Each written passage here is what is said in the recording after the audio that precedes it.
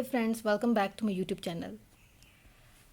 आज हम बात करेंगे सर्कुलेटरी सिस्टम के बारे में कि ह्यूमन के अंदर बेसिकली सर्कुलेटरी सिस्टम कैसा है और सर्कुलेटरी सिस्टम के क्या टाइप्स होती हैं।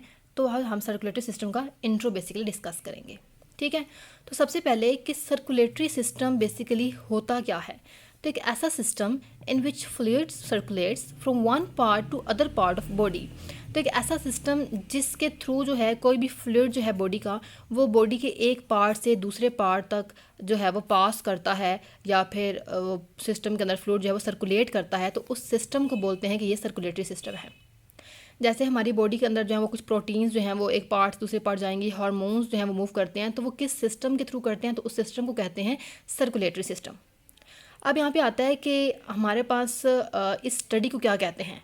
ठीक है, तो what is angiology. Angiology basically कहते हैं सर्कुलेटरी सिस्टम की स्टडी को। हम सिंपली कहते हैं कि ये एंजियोलॉजिस्ट है, यानी कि सर्कुलेटरी सिस्टम को स्टडी करने वाला माहिरीन है। ठीक हो गया। सो सर्कुलेटरी सिस्टम डिस्कवर किसने किया था, तो who is the father of circulatory system. तो विलियम हॉर्वे जो है वो सर्कुलेटरी सिस्टम के फादर हैं, जिन्होंने सर्कुलेटरी सिस्टम को बेसिकली डिस्कवर किया था। ठीक हो गया। अब हम बात करते हैं कि सर्कुलेटरी सिस्टम का ओरिजिन क्या है, तो कहाँ से जो है ये किस लेयर से जो है इसकी फॉर्मेशन होती है। तो हमारे पास 3 जर्म लेयर्स होती हैं। ठीक है, अगर आप एम्ब्रियो की अगर बात करते हैं, ठीक है, एक एम्ब्रियो की, तो उसमें 3 जर्म लेयर्स होती हैं। The first one is ecto, second endo and third meso. ठीक हो गया। तो हमारे पास जो मीजोडर्म होती है उससे बेसिकली सर्कुलेटरी सिस्टम ओरिजिनेट होता है। मीजोडर्म से सर्कुलेटरी सिस्टम जो है वो बनता है। और क्लियर हो गया। फिर हम बात करेंगे कि सर्कुलेटरी सिस्टम का फंक्शन क्या है, आखिर सर्कुलेटरी सिस्टम क्यों ज़रूरी है बॉडी के अंदर।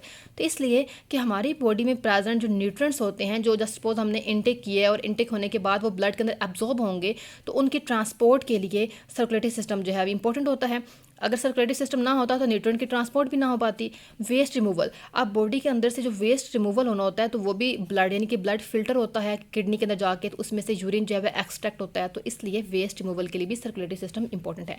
Then gas and hormone transport. अब हार्मोन ट्रांसपोर्ट के लिए भी जो है हमारे पास सर्कुलेटरी सिस्टम बहुत इंपॉर्टेंट है। किसी एक जो है वो ग्लैंड से, थायराइड ग्लैंड का अगर कोई हार्मोन रिलीज हुआ है, जाके उसने बॉडी पे एक्ट किया, तो वो उसके लिए सर्कुलेटरी सिस्टम रिक्वायर्ड है, वो हमारे पास ब्लड होगा। गैस यानी कि ऑक्सीजन और CO2 के ट्रांसपोर्ट के लिए भी हमारे पास ऑक्सीजन मतलब हमारे पास जो ब्लड होता है वो इंपॉर्टेंट होता है। तो चलिए जी हम बात करेंगे कि हमारे पास